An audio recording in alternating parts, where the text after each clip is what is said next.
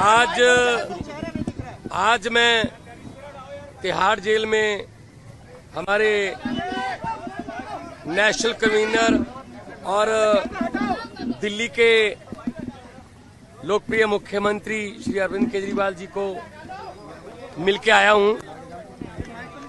सबसे पहले परिवार की बातें हुई। मेरी बेटी नियामत जो कि अभी 1 महीने की हुई है, उसका हालचाल पूछा, कैसी है वो। उसके बाद पंजाब के लोगों की, किसानों की फसल क्योंकि इस बार मंडियों में अब आ रही है, तो उन्होंने पूछा कि पैदावार कैसी है इस बार, और जो किसानों का जो डायरेक्ट जो ट्रांसफर है पैसे की, जो सीसीएल की फसल का पैसा, उसमें कोई बाधा तो नहीं आ रही, या कोई चुनाव आचार संहिता की वजह से पंजाब में कोई ऐसी सहूलत जो रोक ली हो। मैंने कहा जी बिल्कुल नहीं है, निरंतर सुविधाएं चल रही हैं, बिजली भी फ्री चल रही है, मंडियों में एक एक दाना जो गेहूं का आएगा वो हम रिकॉर्ड पैदावार करके 130 लाख मीट्रिक टन देश के सेंट्रल पूल में दे रहे हैं, और पैसे भी उसी दिन ट्रांसफर हो रहे हैं। और जो हाड़ी बोलते हैं पंजाबी में इसको, तो ये गेहूं का सीजन जो है वो अभी चरम सीमा पे है। 2-4 दिन में जो सीजन है खत्म हो जाएगा। और सबसे बड़ी बात जो आज मैं आपको बतानी चाहता हूं, जो मैं अरविंद केजरीवाल जी को बताई, कि आज ही रिजल्ट आए हैं पंजाब में सरकारी स्कूल के 158 बच्चों ने, 158 सरकारी स्कूलों के 158 बच्चों ने जेईई का परिणाम जो मेन होता है वो पास कर लिया। ये पहली बार हुआ है। इस पर अरविंद केजरीवाल जी बहुत खुश हुए और उन्होंने कहा यही शिक्षा क्रांति हमारे सपनों में थी। उन्होंने कहा कि मेरी तरफ से सभी सरकारी अध्यापकों को और जो 158 बच्चे जिन्होंने जेईई क्लियर किया, उनके माता पिता को, उनके पेरेंट्स को मेरी तरफ से बधाई देना। तो ये पहली बार हुआ है कि सरकारी स्कूलों के बच्चों ने जेईई का परिणाम क्लियर किया, और ये हमारा सपना सच होने वाली बात है।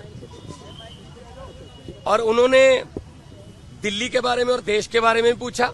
मैंने कहा जी मैं गुजरात होके आया हूं, भरूच और भावनगर, माइंड ब्लोइंग रिस्पॉन्स है, और लोग, पूरे देश के लोग ये कह रहे हैं कि ये गलत किया अरविंद केजरीवाल के साथ कि उनको पकड़ के अंदर कर दिया। शायद ये सोचते होंगे एक बंदे को अंदर करके हम पार्टी की आवाज बंद कर देंगे, लेकिन आपकी आवाज सर, वो व्यक्तिगत तौर पे तो आपको अंदर कर सकते हैं, लेकिन आपकी सोच को अंदर नहीं कर सकते।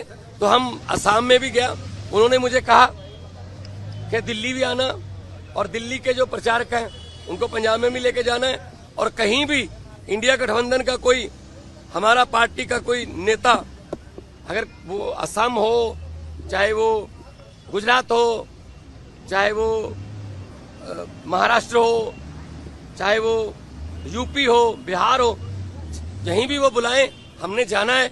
ये चुनाव जो है ये जीतने हारने वाला चुनाव नहीं है, ये संविधान को बचाने वाला और लोकतंत्र को बचाने वाला चुनाव है। सेहत ठीक है, सेहत उनकी ठीक है।